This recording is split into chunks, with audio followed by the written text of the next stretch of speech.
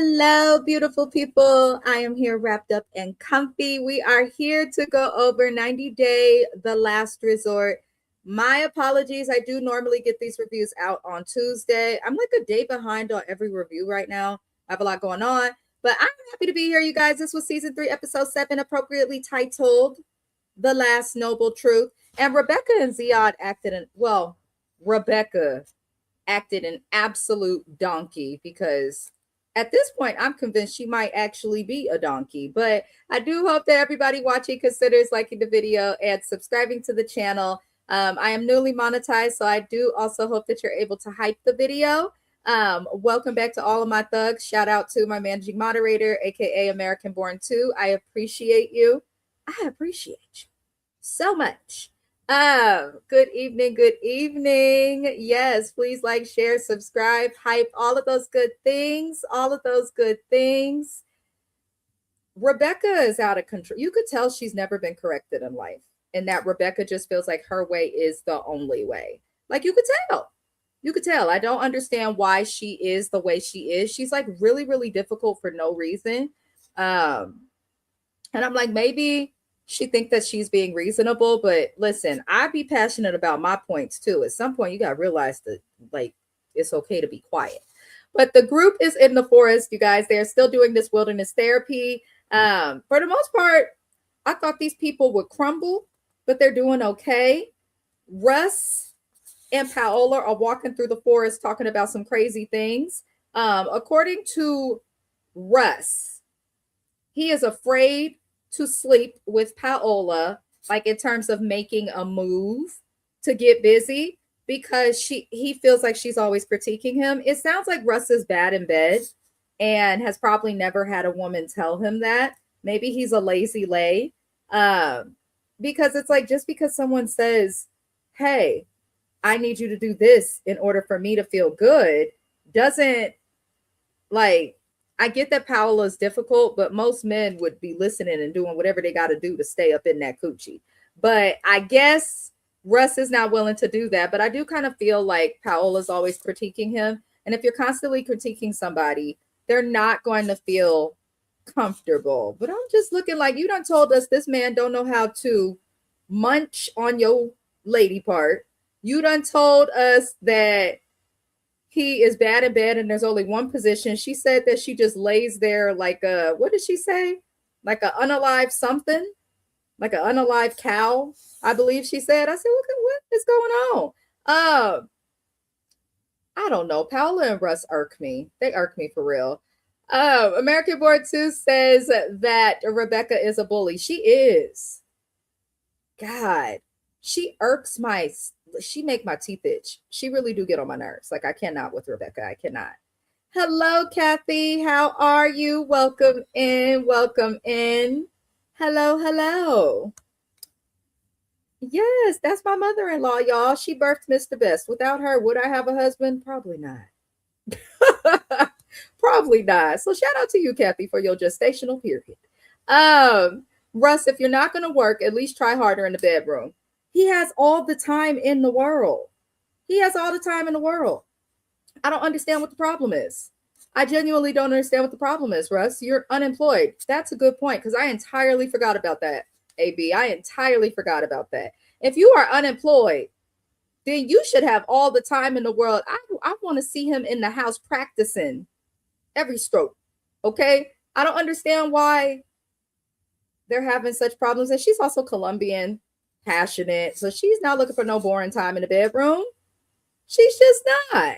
Lord help us. He could watch some adult films and learn some new moves. That is true. That is actually true. That's actually true. I would assume that like people who have not just been out there living their best promiscuous life, I would assume that like they learn and can attain skills through that. I mean, it could be educational. I'm just saying, but it sounds like he's not willing to do anything to try. And I'm starting to understand Paola's frustrations. Because if you're this lazy with sex, how are you with everything else? And she's already complaining about him finding the job. And he's an engineer, I believe. So it's like, it should be pretty easy for you to find a job, sir. But I'm gonna digress on Paola and Russ because they bore me. I would love to know if they're still together in real time, though. I would love to know, but I guess they're gonna make us wait for the tell all. Um, we are gonna get into Patrick because we've been noticing that Thais has been throwing up, and I'm like, oh God, please don't let this lady be pregnant. And one of the reasons I don't really want Thais to be pregnant is obviously because they are currently going through a divorce in real time.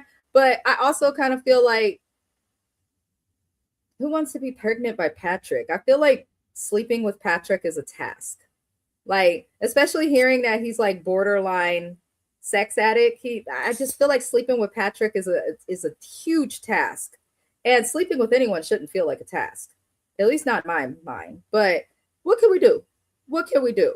Um he talks to her about it and it's like, maybe you should take a test. And she pretty much says she feels like it's a disaster waiting to happen. Thais gives me, she probably struggled having her first baby. It looks like she obviously cared about getting her body back because she went to, where did she go? To Brazil to have some plastic surgery done, 360 lipo, to get her body back. I don't think she wants to have a baby after getting lipo. I would be pissed if I wouldn't lipo my body out and then I end up pregnant. I would be upset. You're going to gain all the weight back. You're going to gain all the weight back. But we don't get any answers on if she is pregnant or not. No imagination.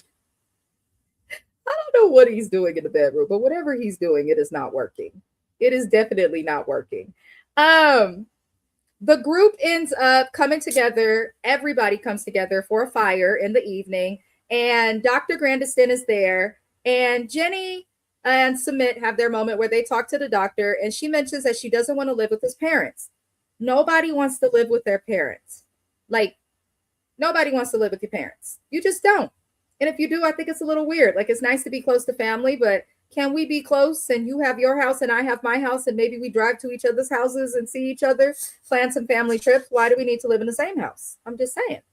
But I understand Jenny's point. Sumit is trying to make it seem as if it's like the culture in India, but part of that is culture. Another big part of it is Sumit has been lying to Jenny since they got together. I mean, before they even met in person, he catfished her. Like, what can we do? What can we do? So it looks like Sumit has like this problem with lying consistently. And of course, that carried over into the marriage. Now, they moved into his parents' house because he had lost his job and they couldn't afford to pay for their own place. And they said that they moved into his parents' house so his parents could pay the rent. Now he's saying it's culture and his parents have never paid rent. I would be pissed too if I were Jenny and we moved in with your mama so that your mama could pay our rent while you get back on your feet. But we ended up paying rent for your mama and your daddy in their place. Like, no. And it seems like he made this decision with his parents without talking to her, which is never good to do in a marriage.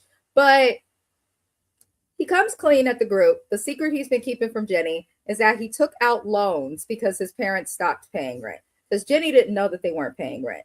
He took out about $20,000, I'm assuming USD worth of loans.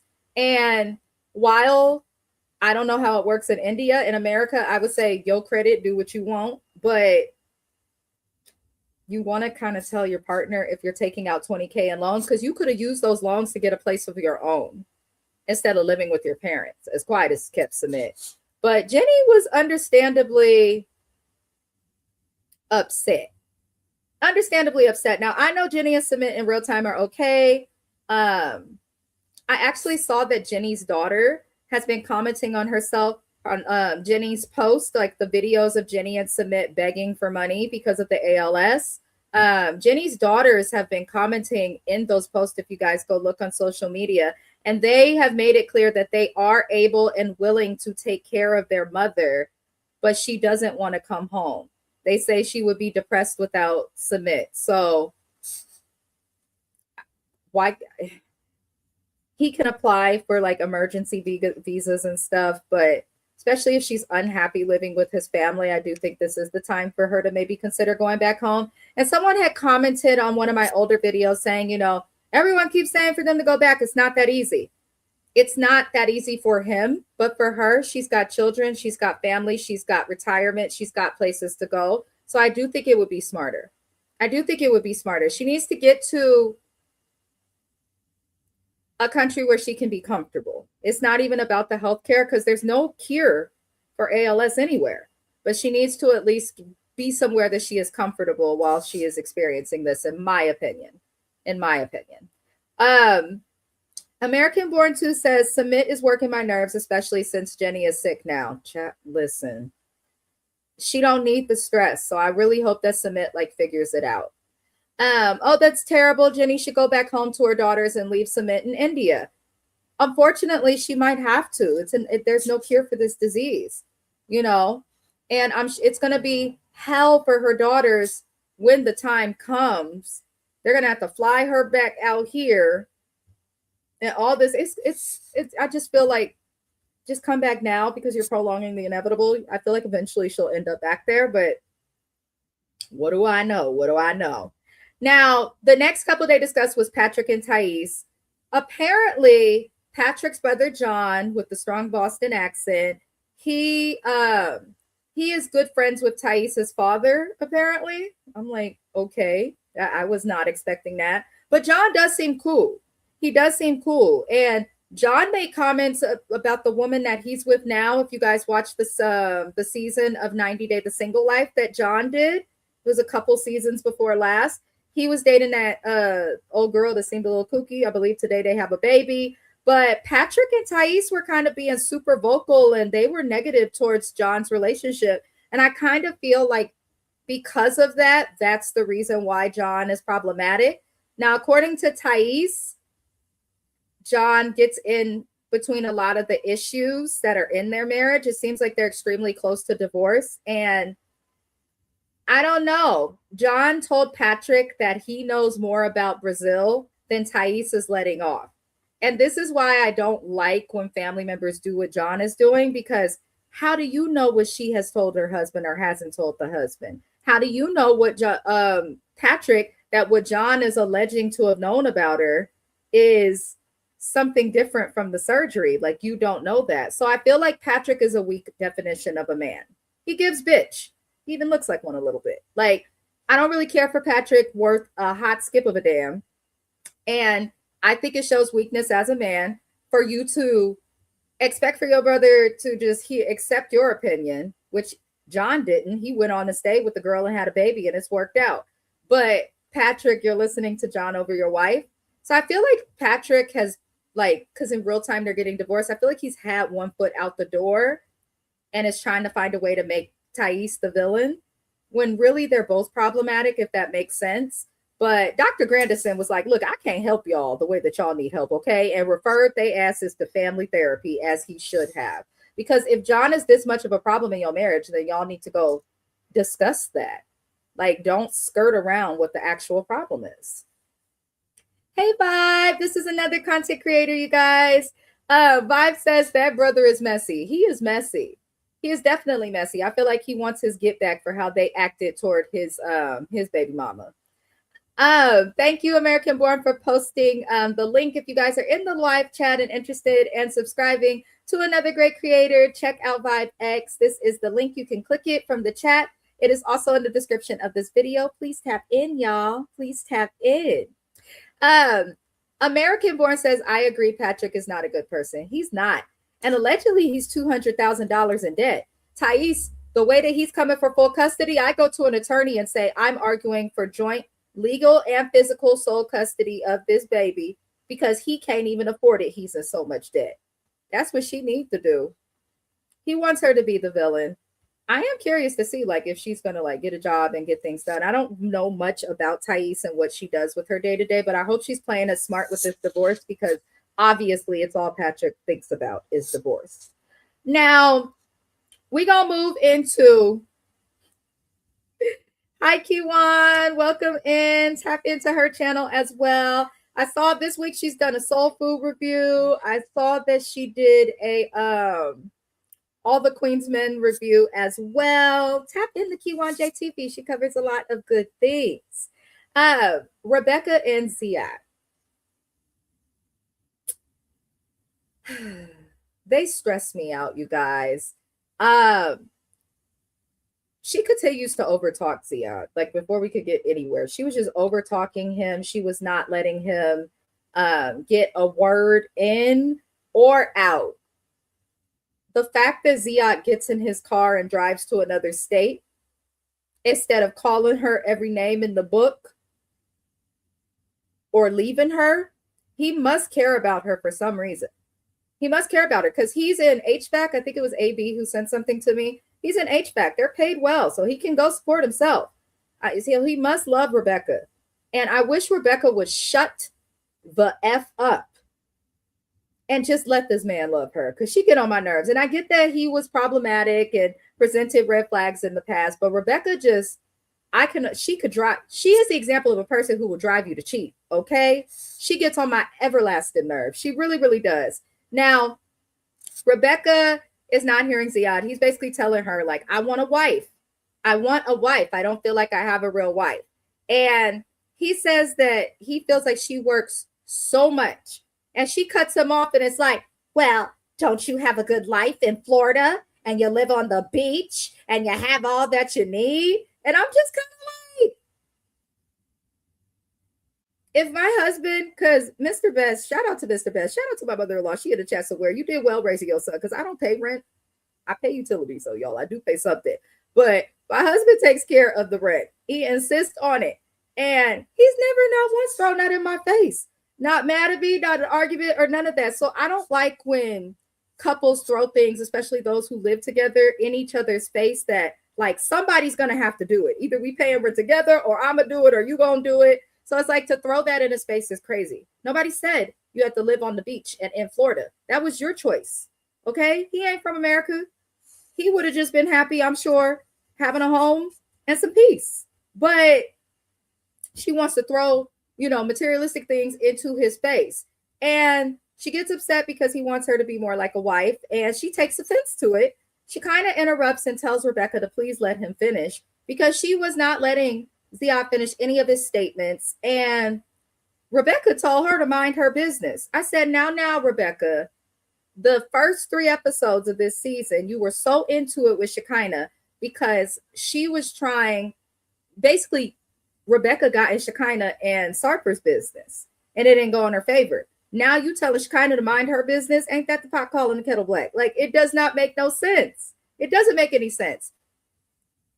I get it, but I don't. I just feel like Rebecca was a lot. And this was the one time that I was happy to see Shekinah. Like, I was on Shekinah's side. I would have walked away too. Ain't nobody dealing with that. Like, nobody's dealing with it. She's just yelling over him, not listening to the doctors, the relationship experts. Like, she's just hollering. She's annoying. He's asking you to cook dinner sometimes, and I get it. If you work hard, you don't always want to cook dinner. Order him dinner, okay? Order it. She's like, I cook, and he doesn't like American food and this and that.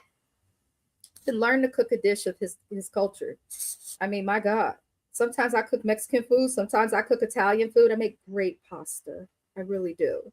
Like, sometimes I might fry some chicken like I'm Willie Mae out in New Orleans. Okay. And other times I may follow a recipe and make some Mediterranean food. Okay. Open your phone, Rebecca, and tell Google, Siri, ChatGPT, Copilot, whatever it is, how can I cook Turkish food? And it will tell you. My friend Sarah has a goal to cook each day for the next 5 years a dish from every country in the world. And then she says she go do it like based on like capitals and all of this stuff. And she's been keeping up with it, which is crazy. But like, get creative. Like, she's not willing to meet him in the middle and seems like she just wants him in the way. But they get on the way my teeth itch when Rebecca talks. And her voice is so loud and clear. You can't help but to hear her. My God. American Born says Ziad isn't going to be happy until he leaves her. He's not. I actually like him a lot. He seems cool. Like, I know he had his little woes, his season of 90 Day, but I don't mind him. I don't mind Ziad at all. Free him. That lady is awful. Q1 J says, support the channel, thugs and thug misses. Thank you. Like, comment, and subscribe. I appreciate that. You love my hair. Oh, thank you. I put some crochets in so that I could give my hair a break from singles and twists and bohos and the knot list. And I might actually wear crochets until I go to Bali. Me and Mr. Best will be going to Bali, Indonesia very soon. It's just easier to travel with braids. So I'm thinking of putting some braids back in my head, if I'm being entirely honest. But I am excited. I am excited and I appreciate the compliment. Um, there's not much to this episode. The very last thing from this episode, you guys, was the doctor attempted to pull Rebecca and Zied aside to help them, but she ended up crashing out as she always does. She's just constantly throwing a fit and yelling.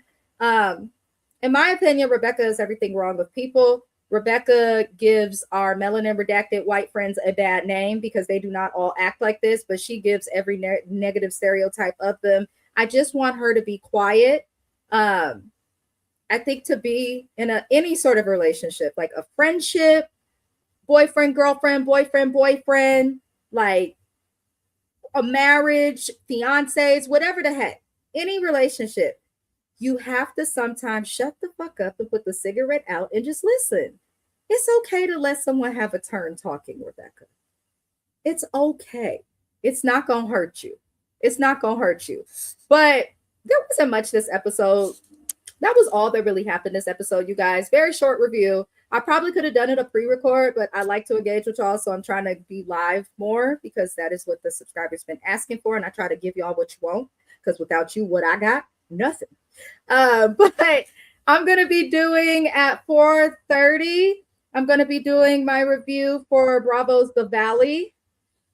There was a lot that happened there, a lot to unpack. Jax Taylor is now allegedly dating Brittany's, his ex-wife's publicist, so that is interesting. But I do appreciate everybody who was here. Kiwan JTV, I appreciate you. This is the link to her channel. We also appreciate AB, our moderator. Shout out to Kathy, everyone that was in here or watching, even if you are in the bushes. Hey, I see y'all and I appreciate you. Other than that, y'all, I'll see you next week for another review of The Single Life. We'll do The Valley later. Tomorrow, me and James's review of $1 Million Nannies will drop. Saturday, I will do my Love After Lockup. But other than that, I hope y'all enjoy the rest of your night. And we'll see you next time. Oh.